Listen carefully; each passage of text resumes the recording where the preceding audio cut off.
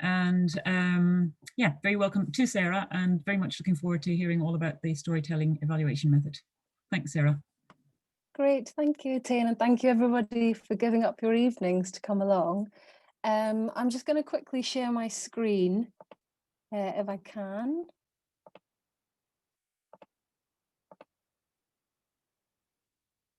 Here we go. So I think it sounds like most people have either in some way encountered the Old Fire Station or are based in Oxford, or have lived in Oxford in the past. But just in case anyone doesn't know us, we're an art centre. We're based in the centre of Oxford, and we share our building with the homeless charity Crisis. So as an art centre, we produce and we exhibit art like the 20 Stories exhibition next year that Amy's working on. We also support artists. And we also work to involve people facing tough times in the running of our arts centre, with a focus on people with experience of homelessness that are crisis members. And since 2017, a big focus of our work has been storytelling, which is actually a focus that, particularly over the past few months, seems to have just really escalated and gotten a lot bigger. And I'm aware that we very much come at it through from an evaluation lens. Like, that's how we came to storytelling, and that's still the principal way we use it. But I think it has lots of different ways that it can be evolved and adapted for different people's particular kind of focuses. So what we're going to do today, so over the course of this session, is, I guess my hope is to kind of give you an overview of storytelling and how we use it and how it works for us. Give you a chance to kind of do a bit of telling and collecting to get a feel for how it works in practice, and then have a bit of discussion around, with all this in mind, how could it be adapted, what questions does it raise, and how might it be used in relation to climate action and the work that you're all doing in your kind of specific context. And maybe, you know, with Amy here as well, think about how might it link into the 20 Stories exhibition as well. Just before I go into all of that, one thing to clarify is that we are kind of very much not experts in this methodology. Well, we are kind of experienced in this methodology, but not experts by any stretch. We're still very much kind of experimenting with it and learning about it. You know, we're not academics, we're not evaluators, we're first and foremost an art centre. So, you know, we're also kind of not the first people to use this methodology. We're aware lots of people use it in different ways around the world. So the focus will be very much on sharing what we've done and then thinking about what else you could do with it, with that in mind. Okay, so I will begin with a bit of an introduction to the methodology itself. And I'll start by kind of giving a sense of how we've used it as an organisation. So we kind of first came to storytelling because, you know, we've always been interested in what's the impact of our work on the people that we work with. And we were interested in that, first of all, because we want to be able to learn and grow and listen to the people we work with, but also because we needed to demonstrate the impact of our work to the funders who make our work possible. But it was something that we'd really struggled with over the years. We'd experimented with different methodologies and found that, you know, very often conventional form filling and data collecting, it risked undermining the relationships that we had with people. It could be quite disruptive to projects and to creative processes, and that it could paint quite a kind of incomplete picture. So we wanted to find something new, and that's how we arrived at storytelling.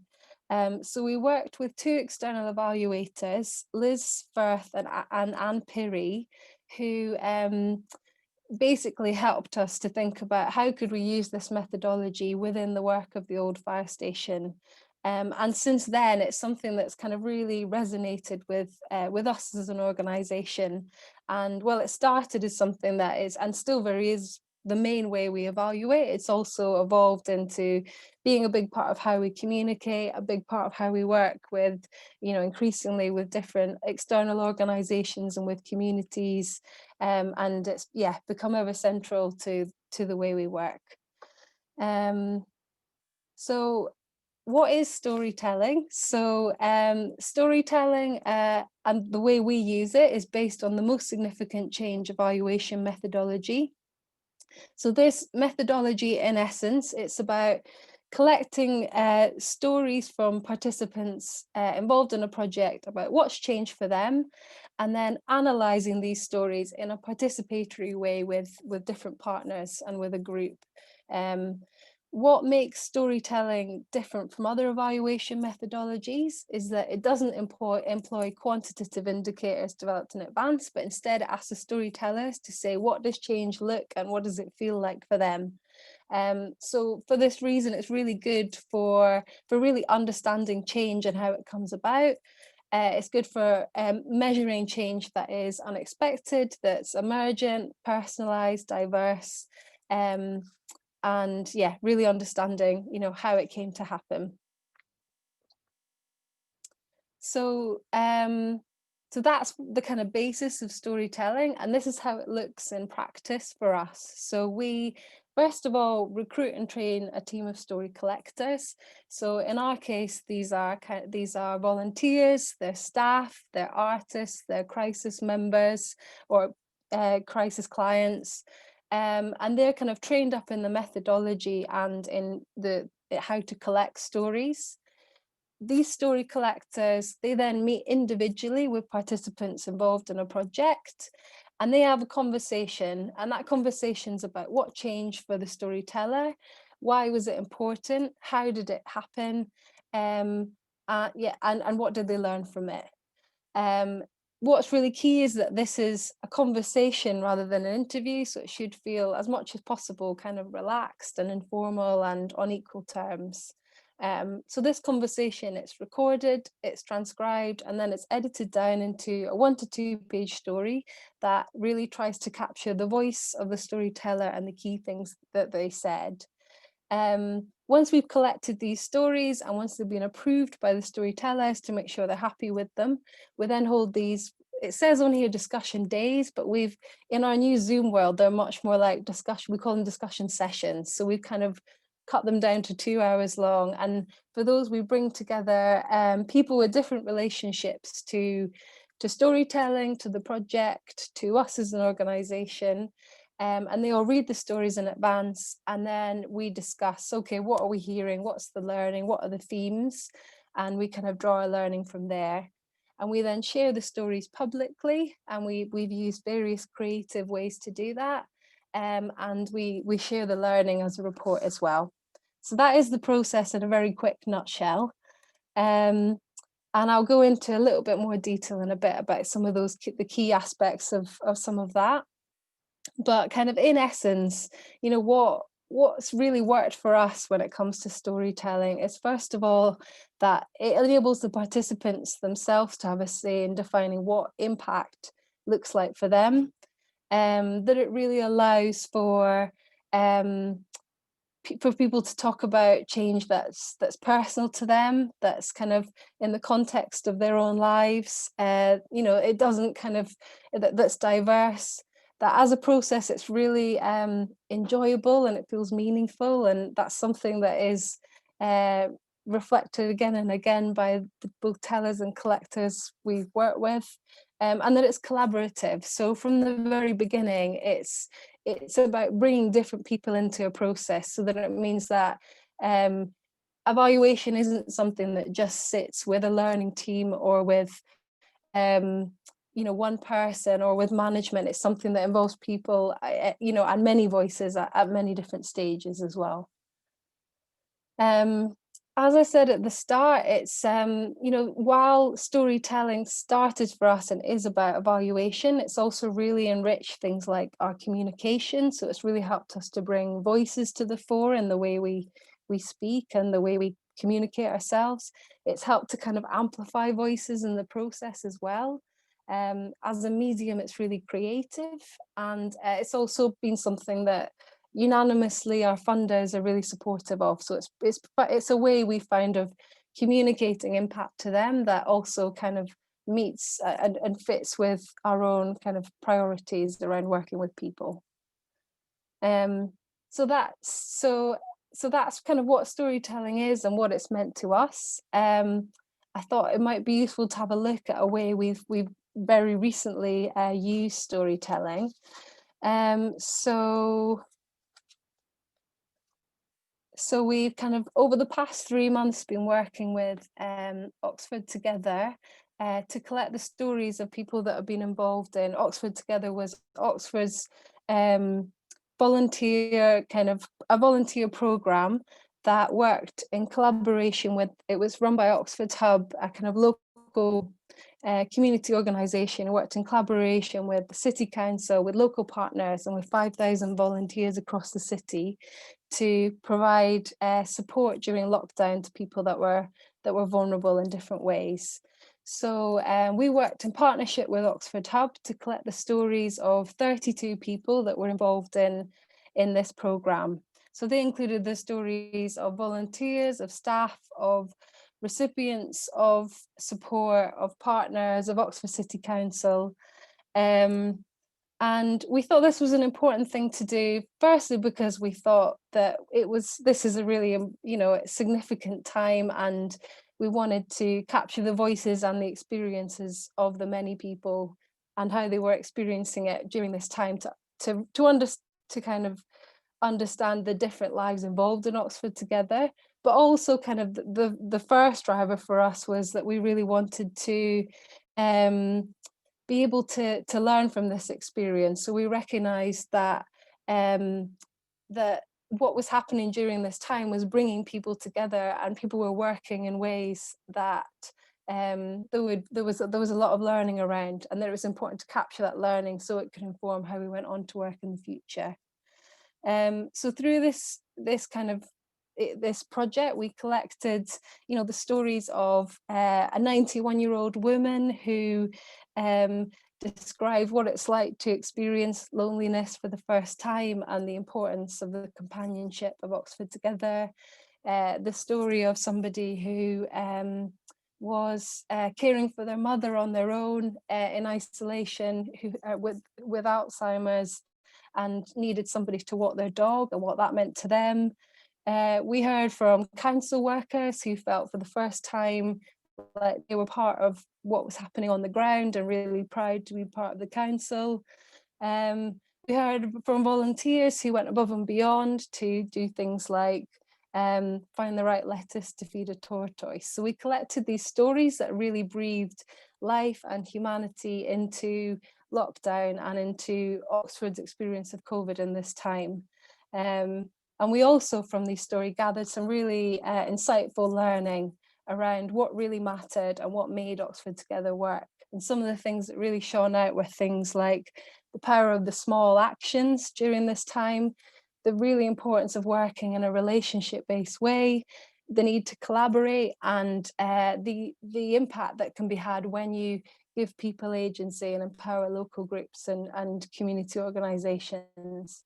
So in terms of Oxford Together, we're just at the stage now of we've held 6 discussion sessions, we've gathered all that learning, we've written a report, and we're just starting to share the stories from that publicly through a website and also through working with artists as well. Oh, and here's a couple of examples from the Oxford Together project.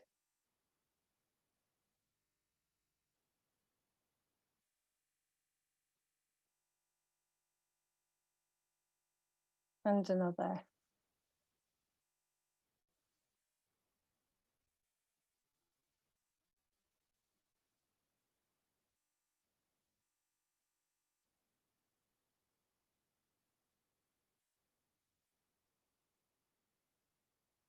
So hopefully they give you a bit of a feel of the stories, but I'll share a link at the end to them. They're definitely worth having a look at, because they do, they really kind of show the many experiences of Oxford Together at this time. So that's storytelling, and that is an example of how we've recently used it. I will just speak a little bit now about some of the kind of how this kind of works in practice at the Old Fire Station. So we have a guide which I will share for anyone who hasn't seen it at the end of this session, But in that guide, we outline 7 steps to the storytelling methodology. And there's much more detail on each of those steps in there. So anything I cover is in there in detail and is worth having a look at. Something that's worth saying is that in writing this guide, it feels in some ways, it feels like the storytelling process. It has a lot of heart to it, and to reduce it to 7 steps feels a little bit counterintuitive. And really, I think what makes the whole thing work is that storytelling, it's all about collaboration, it's all about being flexible to people's needs, it's all about building relationships and, constantly questioning power and thinking about representation of voice and the responsibility that comes with that as well. But these are the 7 steps that we go through while we're thinking about those things. So the first step in the process, as I mentioned, is the collecting of the stories. So we do that by, first of all, we train a team of story collectors at the Old Fire Station. So they include, for us, their staff, their volunteers, artists, and previous crisis members. But what's really key is that they're people that the storytellers themselves will be able to relate to. So who your story collectors are depends on who will be telling their story.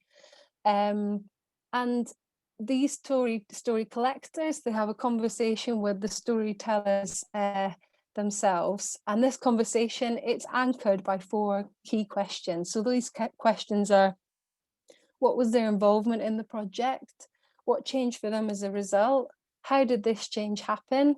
And why was it important? Now, what's key is that this conversation shouldn't feel like an interview, it should feel like a conversation.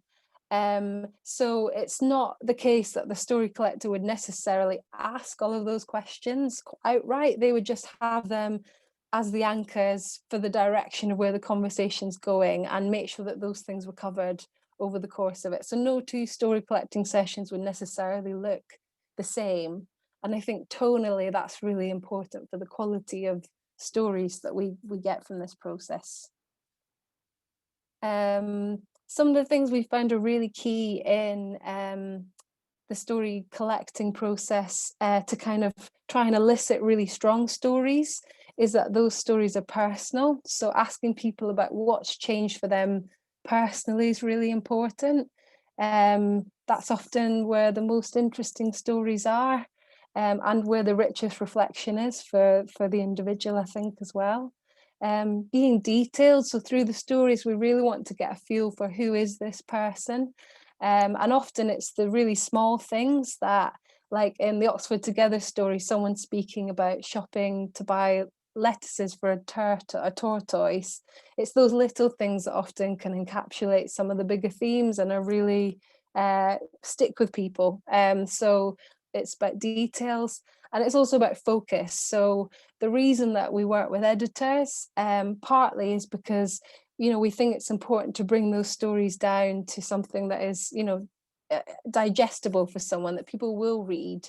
So trying to keep the conversation focused to some extent around what, while it might go on tangents and in different directions, making sure that you cover those 4 things so that there's something clear that we can bring out of the stories that's related to change.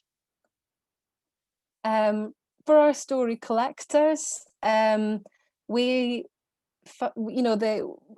ways, story collecting is the simplest thing in the world. It's about 2 people having a conversation, but at the same time, there's a bit of it's about, there is a bit of an art to that process, to creating a space where someone feels that they can talk openly. So some of the key things that we think are important, and the collectors say they think are important, are being good listeners, being genuinely interested in people, being able to put people at ease, being able to support someone, because sometimes things may come up for people in telling these stories, and also being confident to kind of hold that space and guide that conversation. When it comes to the storytellers, so at the Old Fire Station, we think it's really important to have storytellers that have experienced a project in many different ways. So it's not just about, you know, for instance, a recent one we collected stories on was an icon photography project. So it was a project we ran with crisis members, but we wanted to hear the stories of artists, of crisis members, of the volunteers, of staff involved, so people, of the costume maker, of people involved in different ways in that process, so that you really hear the many different impacts and different stories of one experience. And similarly with Oxford Together, that's why it was important to hear from people that had a breadth of experiences. In the guide, there's quite a lot more detail on preparing and supporting storytellers. It's also another really important part of the process. It's just really important that it's clear to people why they're telling their story and what will happen to it, and that it is on their terms, so that they can start the story where they want to start it, and that they will have the chance to you know, we ask for their consent, but they will have the chance to see the story before it's public and give their approval and say if they think any changes need to be made. And actually, one of the things for us that makes storytelling quite it's something that takes quite a lot of our focus and energy, is that it is really important to make sure there's enough support in place for both the collectors and the tellers throughout the process as well. And that is both in the room, so making sure that when things were done in rooms, that they would be able to, you know, there was thought given to space and little things like refreshments and making people feel comfortable, to the support both before and after a storytelling session. So once we've been through all this and we've collected the stories, they are, well, while it's happening, they're recorded. This has been done recently on over Zoom, which is some of these ways of collecting we've had to kind of evolve and think about. But before that, we've used audio recorders. These stories are transcribed. We've outsourced the transcription, so we pay people to do that, but there is software that's really helped us to speed up that process. And if it was something you wanted to do in-house, could be done more quickly using this software. And then we also outsource the editing. So it's something we have trained people to do in the Old Fire Station and have done edited stories in-house in the past, but we have found that if there's one part of this process you have funding for, then actually having writers that are able to really do these stories and voices justice and bring them alive on the page is really great and really valuable. So these transcripts are often these conversations last, you know, 2 hours long, an hour long, so they can be quite long and winding, and it's the role of the editor to make sure that they pull out the following things. So to make sure that the story really reflects the insights that the storytellers had on impact, that they really keep the voice of the storyteller, so it should have the kind of texture of the way they speak in it, and that it captures the reader's attention as well. So they're the kind of key priorities. And there's much more in the guide on the principles of editing. So this is just an extract. I'll give you a moment to read. It just gives a bit of a feel. It's from one of our Oxford Together stories, and it's from somebody who is receiving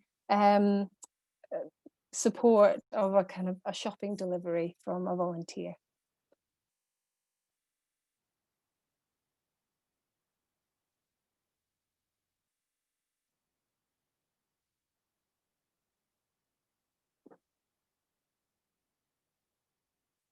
So I think it just gives a feel for the way in which we try and keep someone's voice in that story and often keep the details in as well.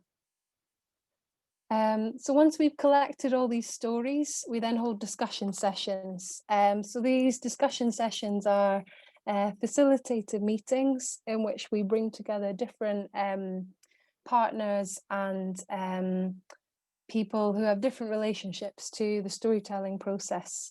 So for the Oxford Together stories, because we had such a large volume of stories, we had 6 discussion sessions in total, but we would usually just have one. And for each session, we read approximately kind of 10 stories. We ask people to read them in advance. And then when they come to the session, we discuss the themes and the learning emerging. And we also look at them, you know, in relation to particular outcomes, if that's kind of useful for our learning and the project as well, and think about, okay, what are we hearing? And once we've kind of had that session, we then use that very much as the basis for a report. And it's really, in that report, we really try and foreground the voices of the storytellers themselves. We also think that the stories are incredibly rich creatively. So in the past, we've created short pieces of theatre using the stories, and most recently with the Oxford Together stories, we've commissioned 20 artists to do something, a creative response to the stories, which just went up today on our website, actually, these creative responses. And we're also looking to, we're working with somebody to create a short film that kind of brings out some of the voices and themes in the stories, and also looking into kind of creating, publishing a book and audio recording them as well. So it certainly feels for us like storytelling, it always begins with evaluation, but it just seems to keep having lives in other formations, and to kind of really enrich the work that we do as an arts organisation in that respect as well. So that is the storytelling methodology in a very kind of sweeping overview of how it works. As I mentioned, there's the guide, and that's the best place to go for kind of a more detailed look at some of those various stages and how they work in practice. And then we've also got the Oxford Together stories page, which is definitely well worth a look as well, to get a feel for the stories that we've been involved with most recently. So I think that, yeah, that kind of is the presentation, and there will be plenty of time to ask any questions about specifics from anything covered in that.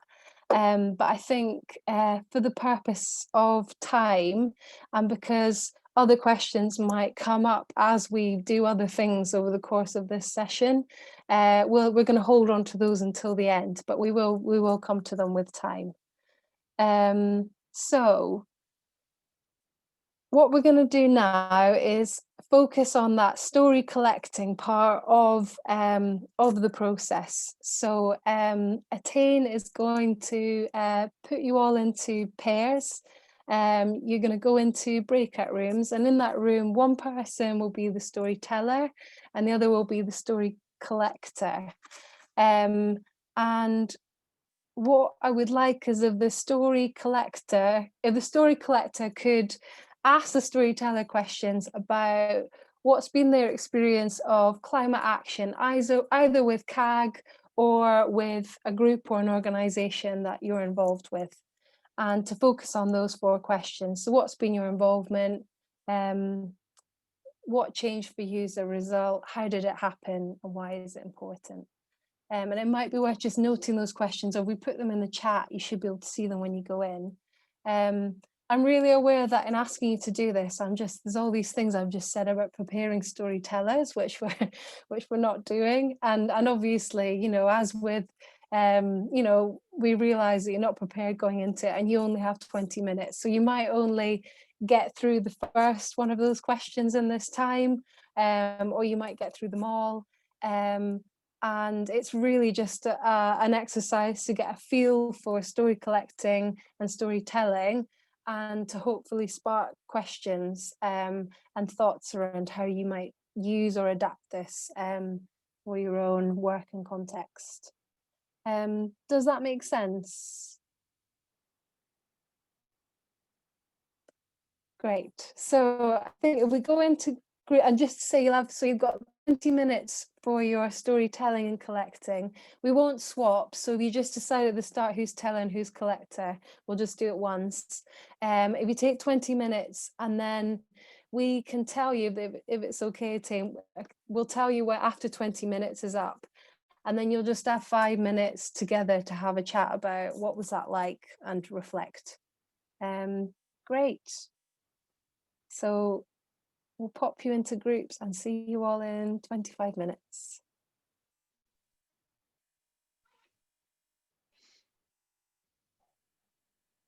So hopefully you should be popping into groups automatically as we speak.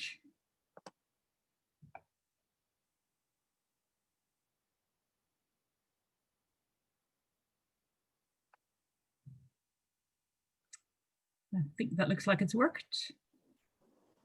Oh, everyone's in a group. Apart from us. Yeah. I put the recording, yeah?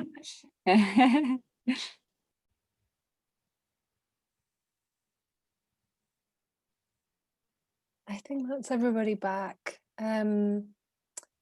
So we were just going to take 10 minutes, 15 minutes or so to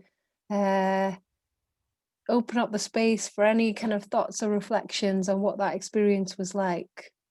And focusing less on, we don't need to, you know, hear what you spoke about necessarily, but just kind of thinking about the methodology and the process and anything that kind of, any thoughts or reflections that came up for you. Would anyone like to, anyone have anything to share? I'll just say it went by very fast.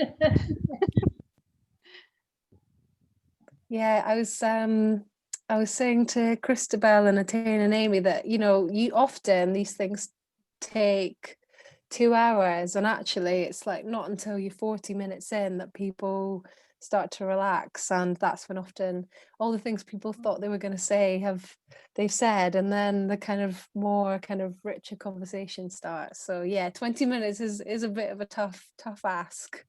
Yeah. Did you have something, Becca? Yeah, I just because I was a story collector in my session, and one of the interesting things for me was by having to keep quiet, like in a normal circumstance. So I would gone, you know, Elaine would have said, "Oh, and I've been doing this," and I go, "Oh, yes, I know them," and you know, and you would, or that she'd mention, "Oh, I work for this arts organisation," I go, "Oh, yes, and when I worked for this arts organisation," and as a storyteller, being forced to try and not do that and to just keep asking the question, what changed for you, what happened then, why did that happen, I felt that just 20 minutes I gained a richer understanding of the journey that Elaine has had to get her to where she is now than if I'd done it as a conversational exchange. So if I just sat down and said, "Oh, we're just going to have a chat and learn about what you've been doing," I would have been, whereas I'm a story collector, and therefore the formality of that, even though it was very relaxed, meant I listened better, and yeah.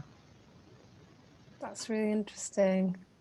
I think it is always a challenge as well, because you know how much of you often giving something of yourself and finding commonalities at the start are how you put someone at ease. And I think I have the same thing where I jump in and and I think, yeah, that can help, but it can influence the direction of the conversation as well. Definitely. Any other thoughts from story collectors? I was going to say I totally agree with what Becca was saying, and that temptation to jump in with your own reflections, but also knowing that you can give a little bit, even just to nudge the conversation towards, like, when you want to open up a certain aspect of what they're saying, because it's funny when you as a story collector, you kind of have your agenda of, I want to go here next, or I want to sort of open out that bit of the story, and it might not necessarily be the thing the storyteller realizes is interesting or relevant, but being able to nudge gently without leading is quite an interesting process. And asking them things like, "Oh, could you tell me a little bit more about that?" And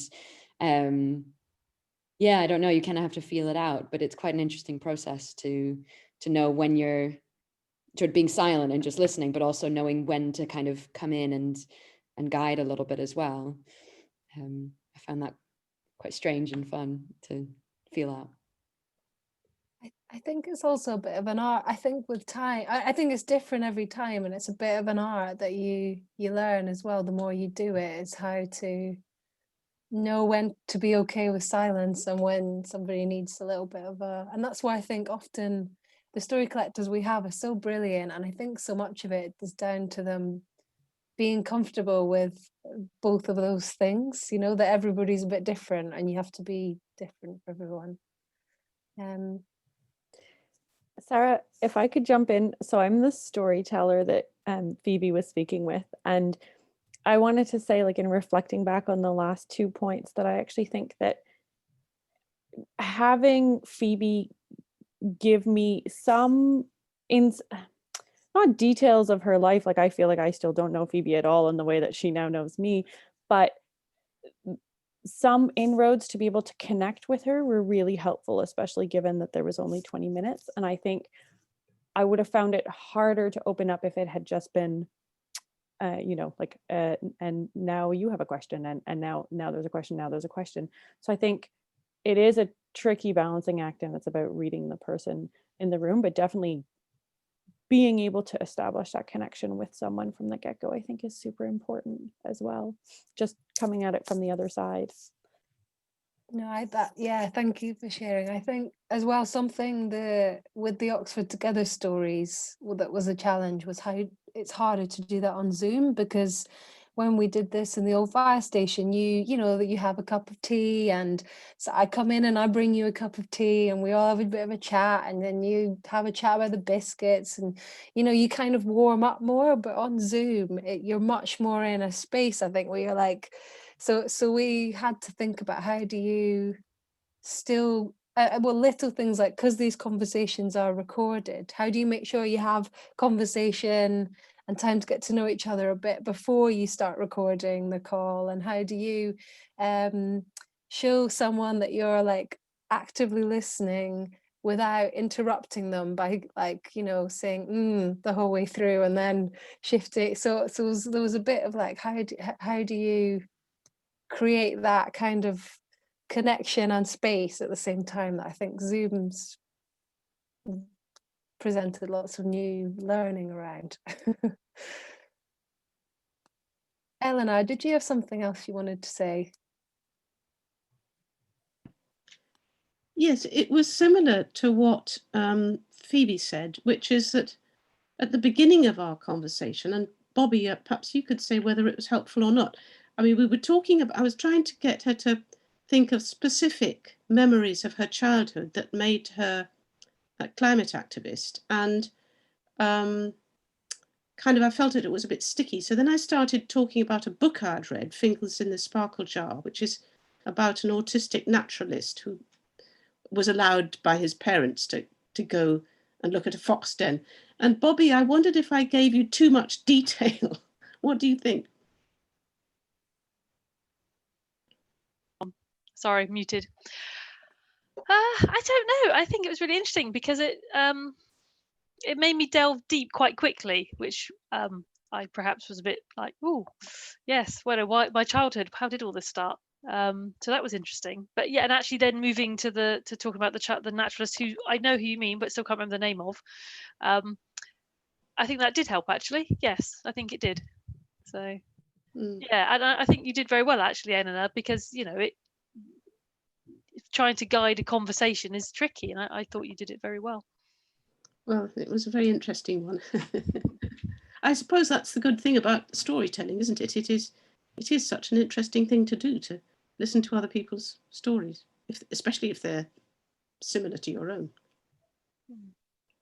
Yeah, I think, or if they're different to your own as well. I know that the story collectors at the Old Fire Station really love it, and some of them say, we almost need to do like a meta story collecting of the story collector's experience of story collecting, because it's been like one of the most significant changes for them at the Old Fire Station has been being a story collector, because it just is it's a privilege to sit with someone for an hour to 2 hours and have a conversation and just listen. So it's definitely something people enjoy doing. Yeah.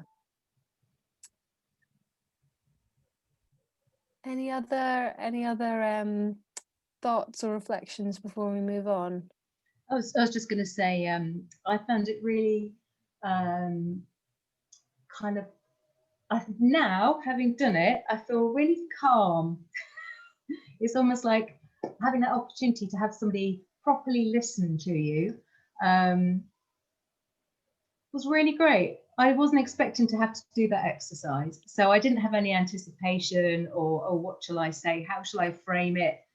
It was just a kind of bit of a free fall. So I've kind of got that feeling as if I've just, I won't say walked up a mountain, but just a really nice feeling of like calm and sort of emptying now. It was really positive, really positive. And it was nice not to have, it's almost nice to be a little bit selfish in a way, that you can just do that. It's not an equal conversation, is it? And you're aware of that when you're doing it's okay just to talk about yourself, whereas normally, you know, you share. And we did share, Becca, which was actually helpful to me, that you said actually off the record, da-dee-da. That almost allowed me to take little breaths, emotional breaths, and then to go back into it again. So actually that helped me, that approach.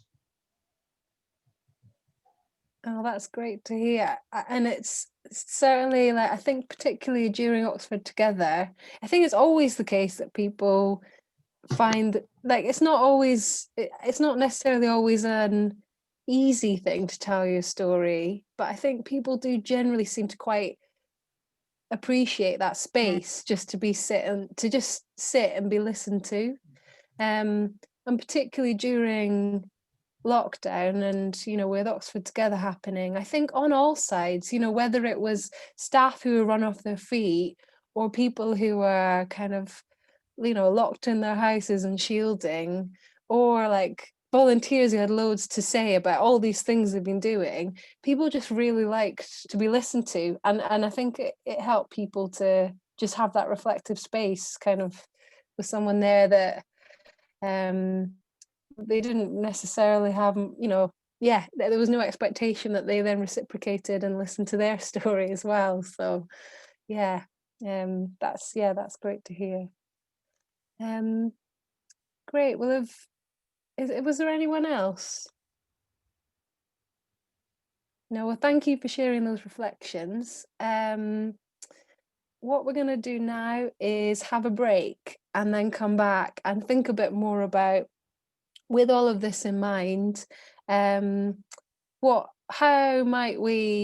questions does it bring up, and how might we be able to use this, you know, in our own practice and going forward. So if you want to come back for 7 o'clock, then we'll get started on that next section.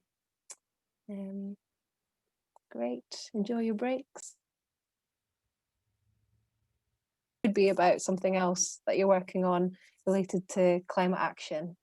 So to do that, we're going to go back into breakout rooms.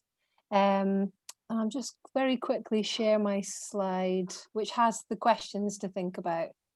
So the first one is, what thoughts and reflections do you have about the storytelling process? Second one is, how could you use and adapt this process for your own work? And then the third one is, what questions do you have about how you might do this? So we'll give people 20 minutes to go into groups and come back. We can then feedback and we can answer any questions and think together about that.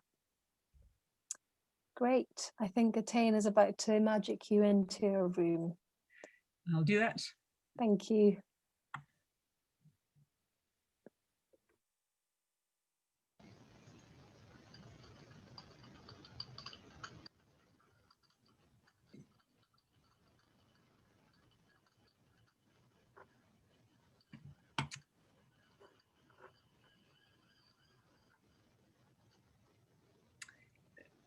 Becca, do you want to join that group, or would you rather just? No, I'm going to go. I'm going to try and come back, and I'm going to try and get home and rejoin. Okay. I can also feed back to you, Becca. Oh. He's gone.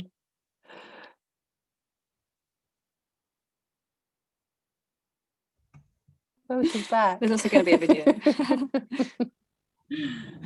That was quick getting home. You, Christopher, or not? Oh yeah, put me in one. Sure. Where am I gone now? Breakout rooms. Okay. I've got Amy's in one. I'll put you into the other one. Okay. If I Thank you.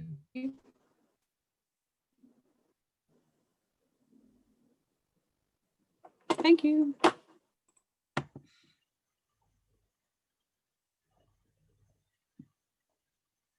And Sarah, would you like to go into one or just?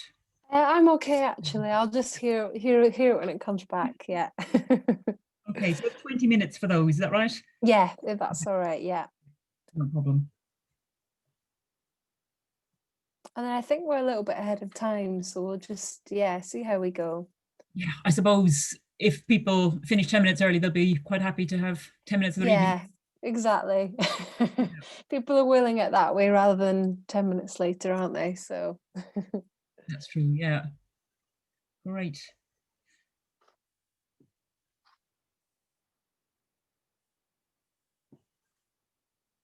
Well, I suppose we can go off and do something else. yeah, we've got 20 minutes. Yeah.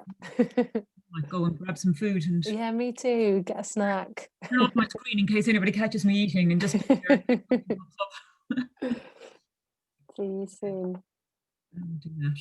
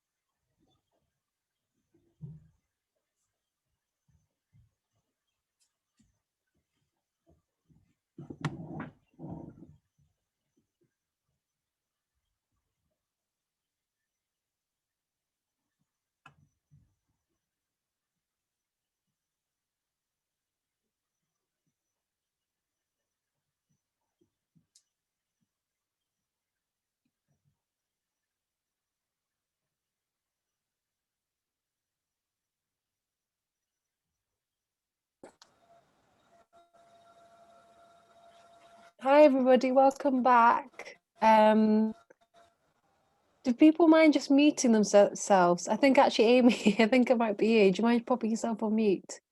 Thank you. I hope you had good conversations. I thought it would be great now to just hear what each group discussed and what came up, and share it amongst us all. So is there any group that would like to feedback and tell us what came up for them?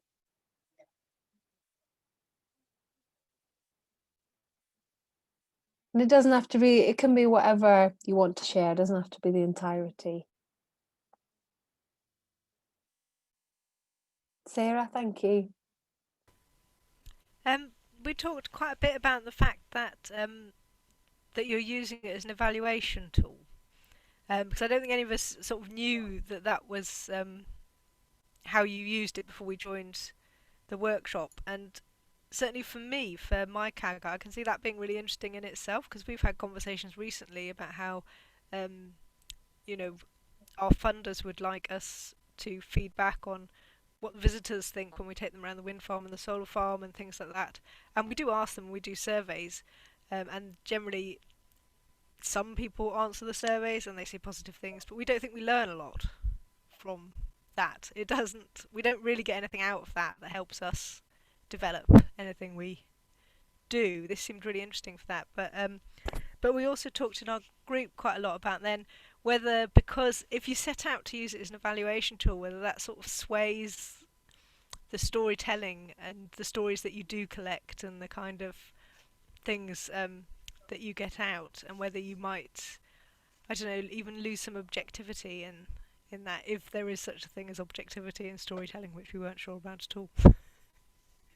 I think it's a really good question, and I mean, first for the evaluation thing, it definitely is for us. It's been a really rich thing, and particularly with funders, we've had really great response from funders, which is something people ask us about a lot in relation to it. But I think it does, asking people about what changed for them does have a positive bias, and so that does shape the nature of the story you collect. And I think we definitely, within that, people speak about things that are not negative, and we include those in the stories, but there definitely is a tendency to focus on the positive. And I think that can have strengths, and that often, particularly, when we're working with crisis members or people with experience of homelessness, like focusing the conversation on change and moving forward feels like a good place for that conversation to be, rather than it being about necessarily expecting someone to speak about things in their past that are negative. But in terms of learning, it needs something around it that is creating the space for the less positive stuff to be shared as well and spoken about, definitely. I'll just add to that a little bit, just to say that it is that the very need to find a new way to evaluate that's brought me to come to the storytelling, because working in waste management, we're very driven by facts and figures and tonnage, but that doesn't capture all the story and doesn't capture all the project. And so actually being able to not just look for those predefined tonnage figures or costs, and to try and look between those figures and see what the real story is, for me, I think will give us a more complete picture. And as I've said, Eleanor's heard me say this already, but for me, it's very much about the hearts and minds, and we don't change people's attitudes to anything with facts and figures, really. Very few people make their mind up on facts and figures. It is the heart that rules everything, really. Even if we try to pretend it doesn't, it absolutely does. So actually, I think the storytelling is an incredibly powerful tool, but it does have that positive bias, as you said, Sarah. And I think as long as you go into that process with your eyes open about that, and you marry it up and blend it well with the other side of the other ways of evaluating, and having those quantitative as well as qualitative things together, then I think you give a stronger, more powerful set of evaluation together. And storytelling is missing from so many areas. And if we actually want to create meaningful change, you have got to have that positive bias to make people want to do it. Lots of doom and gloom is not going to work. So. No, I think I think the other thing about that kind of idea of hearts and minds as well is that you, particularly in the Oxford Together storytelling, part of this process is about trying to bring these stories to the attention of people making decisions at the moment around services in Oxford. And with storytelling, you just have quite a lot of opportunities to do that. So we had people that were storytellers, we had people that attended the discussion sessions, we have people we kind of then can share the creative stories with. So it feels like there's lots of people that you can touch and have these really kind of these stories that, really people feel able to emotionally connect with. That, there's lots of opportunities for that. So I think the kind of that side of it really works as well, actually, or has done for us anyway. Anything else from other groups that people wanted to share?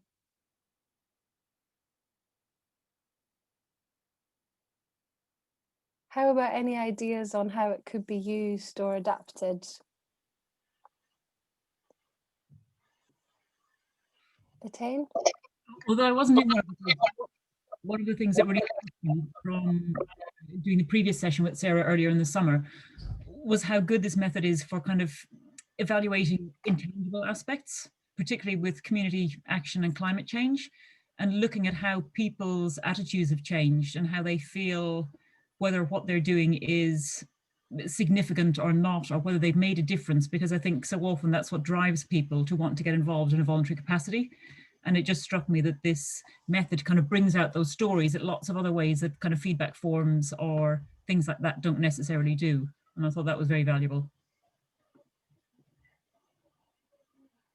No, yeah, I definitely think it does that. And I think it's also, what's really nice as well is that it's very much based on relationships too. So for us, it feels like from asking someone to take part in an evaluation, you kind of deepen your relationship with them in a way that sometimes things like feedback forms and, you know, surveys can actually get in the way of those relationships too. So I think it can help in that respect as well.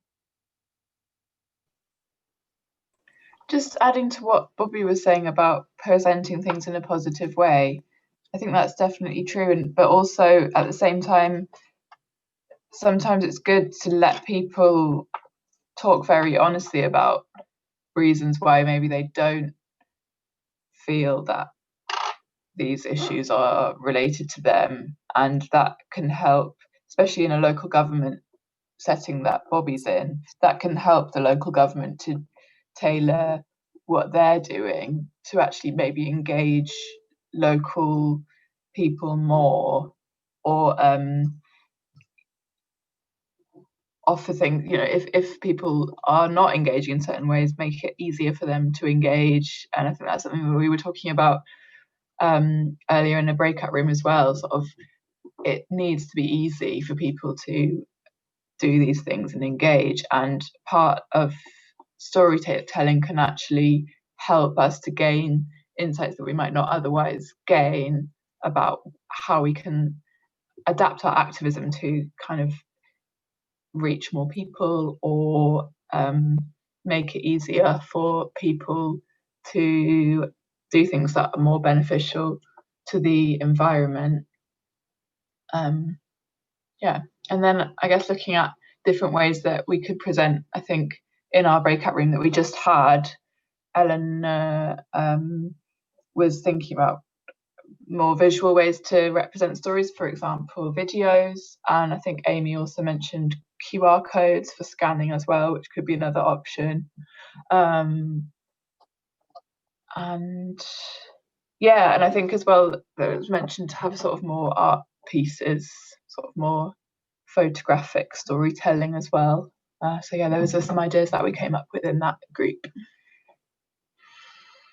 That all sounds really, really great. And I think there's something really exciting about the 20 stories and the kind of collaboration with artists as well. And it's like with Oxford Together stories, where it's the first time we've done kind of creating a kind of short play before, but the first time we've gone for it to quite this extent in working in collaboration with artists. And so far it's just been it's just like a whole nother level to the story, seeing how then another person responds to that story creatively. And it's really exciting. And you kind of widen who you kind of bring into the process at that point as well, I think.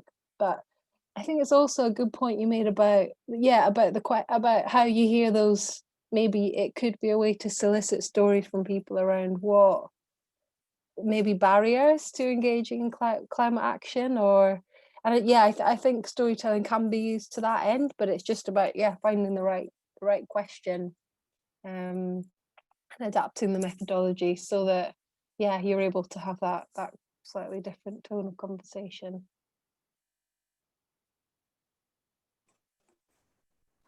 I think a question that keeps coming back to me is about, particularly because quantitative stuff is about like getting lots and lots of data from lots and lots of people to show like the impact, you know, like the big impact.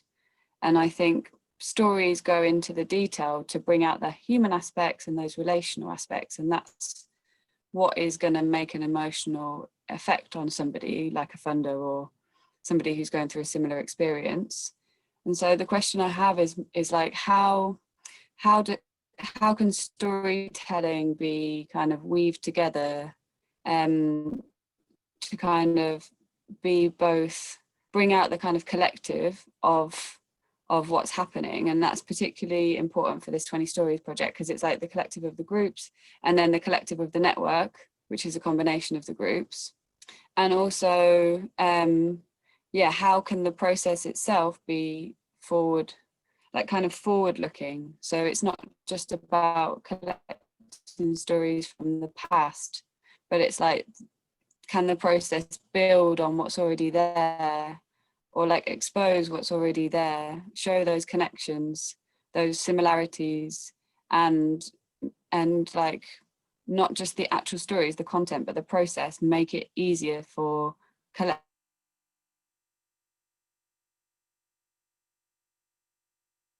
Oh, I lost you there at the end. Or collective like projects or going around my head. I lost you a little bit Did there I at the cut out? end. Yeah, when you were talking about Sorry about that. collective. Oh yeah, it's just basically that, like how can you go kind of from the detail of like individual stories to show like the amalgamation and how they all slot together, and then kind of build through the process of pulling those stories together and retelling them creatively, something which leads to more collaboration or a feeling of movement. I mean, I think in terms of, like, from our experience anyway, the discussion sessions are, you know, in advance of those discussion sessions, you ask people to read all of the stories and then come to the session and discuss them. And people, I'm always amazed that people seem to always do that. Like they seem to have read all the stories, I think, because they're interesting and engaging to read. So people read the story. So it feels like by having that ask of people to come to the session, you not only have really rich stories, but people read them asking those questions about the themes, but engaging with each story in quite a detailed way. So I feel like actually those sessions are a really great way to get people to engage with a collection of stories, but at quite an individual, like engaging and analysing that particular story. So I think that's really key. And in terms of how do you pull out the themes and the learning, I always battle with, and I just wrote the report for Oxford Together, how do you foreground the stories that are really where all the richness is, but pull out the learning in a way that you feel still kind of tries to kind of weave out some of those, that where there are kind of learnings and things and trends and, you know, that kind of thing. And I think it's not necessarily an easy thing, but it's about always foregrounding the story. So finding themes and finding, you know, good design of reports to do it in that sense. I think when you can use an artistic form, it's easier. So something we've done is this kind of, that we're working on at the moment, is we've commissioned a script writer, and kind of working through the themes, she kind of intercuts the stories so that they kind of intercut in places that naturally draws out where some of the themes are. So in that sense, you can kind of hear a collection of voices in a way that also doesn't lose the individual. But it isn't an easy thing to do. And although it doesn't have to be a hard thing to do, but it is delicate, I think, in terms of the voices and, you know, respecting what is someone's story in that process as well, and making them aware of what's happening. So that, for me, that's always a tension. And then the final thing about building is, I just think this process builds relationships, you know, by virtue of sitting with someone and having that conversation.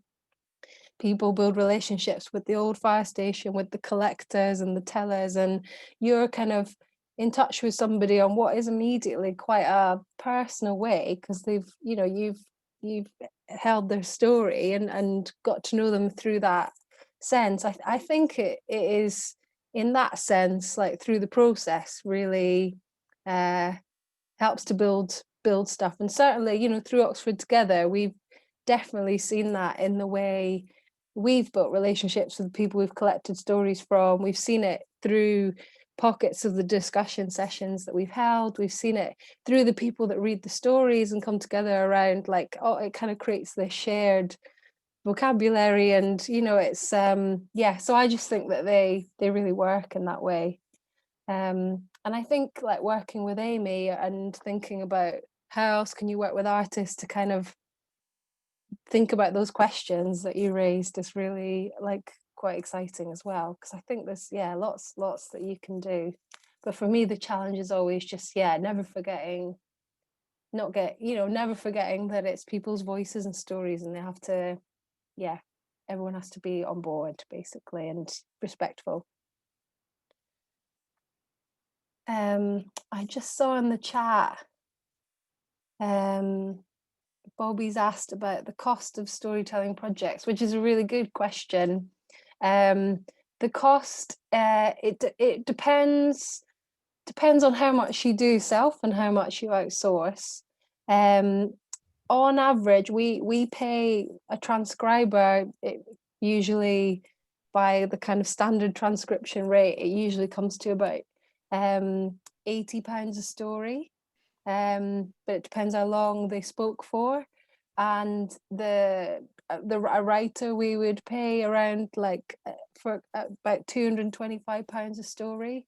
So it does add up. And then if you factor into that the cost of any facilitation which is something we now do in house, so that's not a cost, you know, beyond our staff, the cost of our staff. But yeah, there are costs within it. I mean, you can do it yourself to a large extent if you have the time, but the challenge is always the time, I think. And that's the thing we weighed up, and for us the quality of story from an editor is higher than the quality we got when we trained the staff team, and we felt like that was the really important bit, you know, was making sure we did the stories justice. So was the training expensive as well? I mean, do you know the cost of the training initially? The training, I don't know off the top of my head, no. And also, sorry, another question linked to it is, you mentioned time. So is this like a full-time job for somebody just managing the whole storytelling project, or is it just sort of slotted in with other work? You know, how time consuming is it? It depends a lot on the size of what you want to do. I mean, working on Oxford Together for me has been a huge chunk of my work over 3 months, but that's partly because we were trying to collect and edit and transcribe and hold these discussion sessions with, you know, for 32 stories over 3 months. Right. Whereas, you know, the project we did prior to that, we collected 10 stories and it took us 6 months, because it was done alongside other things. So it was kind of, it was a much slower process. So I think if you want something relatively quickly, it's about focusing on fewer stories. And yeah, and if you, yeah, it isn't a quick process. And to be honest, 32 stories in 3 months was probably overambitious. I don't think I would do it again. You know, with that, I would but I would think about how to resource it better, I think, so that it was more manageable. The 20 stories for CAG seems like a good number. You know, I mean, I understand it comes from 20 years, doesn't it, of CAG, but that sounds like a more manageable project, and you've got till next year to do it, haven't you? So that sounds good. Is much of that outsourced? Amy, do you want to answer that one?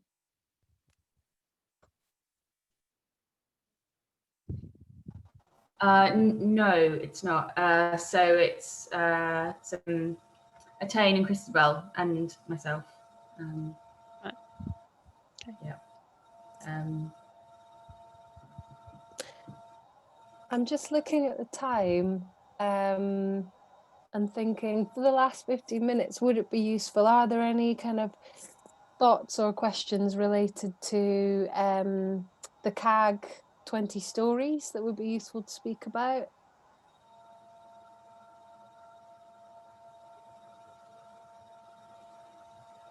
Eleanor did have a specific question, but she's now left just before I Oh, managed to reply in the chat. But she was just asking about the division of space in the gallery, which we discussed at our last meeting, and have asked each group to tell us what their ideal amount of space would be. And once we know that, we'll see if that's going to be possible, and if not, where we can make compromises or where groups can collaborate and share a space. This is Crystal. Natane, I was wondering around if I send it to you a link to our website that has the creative responses, the artist responses to the Oxford Hub project, because that might be quite inspiring and interesting for people to see. I can send that to you. Yeah, that would be great. Tomorrow do. we'll send a message with links for the project at the Old Fire Station and Oxford Together, and a little feedback form if you could fill it in so that we can get a little bit of information about how you felt the session went this evening, and any other information you might like to know. But I can add that link in if you send it to me, Amy. great. Well, I think are there any other kind of final questions or reflections before we close? I just had one question, because I think earlier you were talking about different collectors. So it was a kind of mixture of staff and volunteers who were doing the collecting. Do you think there could be a value in having this for this project, for example, having like, you know, one collector throughout who's consistent? And have you, through your experience, thought about like the pros and cons of both of those things at all? I think it's really good if you're the collector to get experience doing it, because I think at the start we were only collecting 10 stories and we had about 5 story collectors, so everyone would collect 2 stories over one project, and it felt like, I don't know, I think it takes a while to relax as a collector as well. So I think if people can collect a few and really find their rhythm with it, that helps. At the same time, I think who the collectors are is best, where possible, shaped by who the tellers are, because it's about finding someone that you feel they will feel comfortable talking to and thinking about any existing power dynamics that might be there. So I think that's always for me the driving thing. So for instance, we're just starting this project in Blackbird Leys in Oxford using storytelling with Oxford Hub. And we realize the story collectors that we have, you know, we need people who are from Blackbird Leys collecting those stories. So we'll kind of be training people in that and then kind of taking the project from there, rather than our story collectors that feel a bit removed from, you know, in lots of respects. So yeah, I think it's about being guided by that mainly. And it kind of works. Yeah, it's nice if you can collect a few, but it's quite nice to have a few people involved. And I think for us, having story collectors that really feel supported and really are able to debrief with each other has been really great too, because I think it's like a really great experience collecting stories, I think, but it's also quite a strange one in some ways, and it's quite nice to be with people that you can kind of share that experience and confidentially talk about, you know, things that come up for you and how you think you're doing, and yeah, that kind of thing. So that's been quite key for us. Brilliant. That's Great. really useful. Thank you. Well, I think on that, unless there's anything else, we can. Oh, sorry, something, Sarah. I just had a thought. So when you record Zoom, do you get a transcription, don't you? Is that right? Does anyone know? I wondered if it was any good. Well, we have good enough to make a start, because that might be a cheaper way of doing it for CAGs if we want to collect stories. We have used, there's this online software called Otter, which is, I think you get a month free, and then it's like £5 a month, and it's pretty, you know, it's pretty reliable. You do need a human to go through it, because because you need to make sure the stories have that textural voice, it does need someone to go through it, but it really speeds up the process and someone starting from scratch. So yeah, it's definitely a good thing. I don't know about Zoom doing it automatically. It possibly My work does. one does, but I'm not sure that's just something they've signed up for.